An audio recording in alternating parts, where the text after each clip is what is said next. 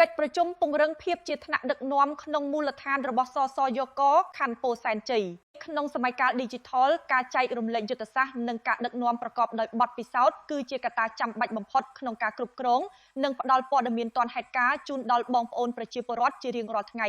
ក្នុងស្មារតីនេះភាពជាថ្នាក់ដឹកនាំគំរូត្រូវបានស្ដែងឡើងតាមរយៈសកម្មភាពការងារជាក់ស្ដែងនៅក្នុងមូលដ្ឋានបងប្អូនប្រិយមិត្តទស្សនិកជនជាទីមេត្រីនាព្រឹកថ្ងៃទី1ខែមិថុនាឆ្នាំ2026នេះនៅខណ្ឌពោធិ៍សែនជ័យលោកសក់ច័ន្ទកញ្ញារិទ្ធប្រធានសហភាពសហព័ន្ធយុវជនស្ម័គ្រចិត្តកម្ពុជាសសយក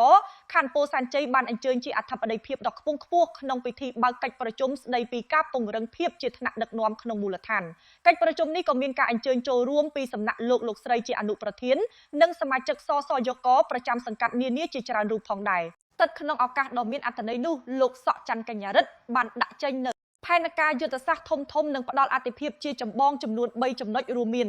ទី1ការពង្រឹងសមត្ថភាពលើកកម្ពស់ភាពជាថ្នាក់ដឹកនាំនៅតាមបណ្ដាភូមិនិងសង្កាត់ឲ្យកាន់តែមានប្រសិទ្ធភាពខ្ពស់ទី2ការបណ្ដុះបណ្ដាលយុវជនផ្ដោតលើការបណ្ដុះបណ្ដាលយុវជនជំនាន់ក្រោយដើម្បីបង្កើនសមត្ថភាពក្នុងកិច្ចការងារបម្រើប្រជាពលរដ្ឋនៅក្នុងមូលដ្ឋាន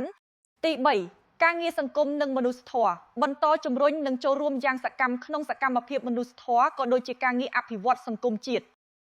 ជាទីបញ្ចប់លោកប្រធានសសយកខណ្ឌពោធិ៍សែនជ័យបានសម្ដែងនូវក្តីសង្ឃឹមនិងជំនឿជាក់យ៉ាងមុតមាំថាតាមរយៈកិច្ចប្រជុំក្នុងថ្ងៃនេះថ្នាក់ដឹកនាំនៅតាមបណ្ដាភូមិសង្កាត់ទាំងអស់នឹងទទួលបាននូវចំណេះដឹងនិងបទពិសោធន៍ថ្មីៗល្អៗដើម្បីយកទៅតម្រង់ទិសនិងណែនាំដល់យុវជនជំនាន់ក្រោយឲ្យបន្តអនុវត្តការងារប្រកបដោយឆន្ទៈមោះមុតក្នុងកិច្ចការបម្រើជាតិមាតុភូមិឲ្យកាន់តែរីកចម្រើនរុងរឿងជាលំដាប់